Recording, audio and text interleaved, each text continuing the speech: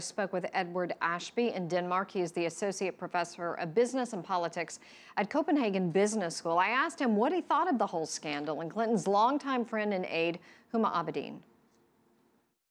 I think because sympathies in this part of the world very much lie with the Clinton side of the divide, there was an intake of breath when the news first came over.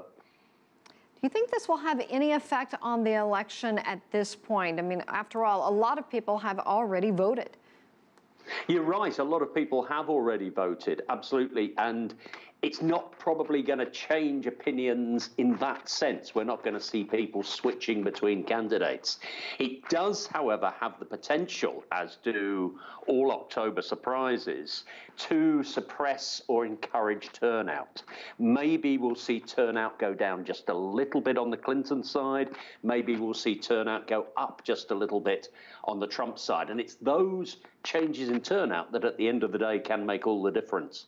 So you think it's a possibility it could sway this election? Well, I mean, Clinton had a solid lead. That lead has gone down a bit in the last week. I mean, the one predictable thing about this election, of course, is that if the focus of attention is on one of the two principal candidates, that candidate then proceeds to lose support in the opinion polls. And over the last week, even before yesterday's news, Hillary Clinton was losing some support. But she's still got a very substantial lead. And if you look at it in electoral college terms, it's very difficult to find Donald Trump's path to victory. Tell us, what does the international community think from where you're sitting in Europe of the U.S. presidential election this time around? It is unprecedented. Absolutely, it's unprecedented. I mean, sympathies certainly in what former Secretary of Defense Donald Rumsfeld called old Europe. Sympathies are, as I said, very much with the Clinton side. Indeed, we've seen one of the Danish political parties over the last week put an advertisement on the side of a bus urging Democrats abroad to vote for Hillary Clinton. So people are watching it very, very closely, but with partisan sympathies.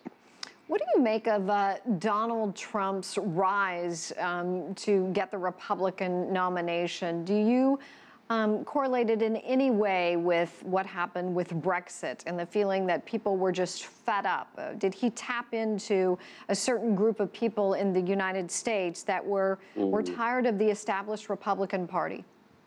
Very much so. I think you're right to draw that parallel. And of course, Mr. Trump has been drawing that parallel all the time. I mean, just within the last hour while he was speaking in Colorado, he again recalled the Brexit vote. I mean, really emphasizing 2 points. One, the Brexit vote was a surprise. It took people and the markets by surprise. And also, of course, it was seen as a rising by ordinary people up against the political establishment. And Donald Trump does represent a very similar kind of populism.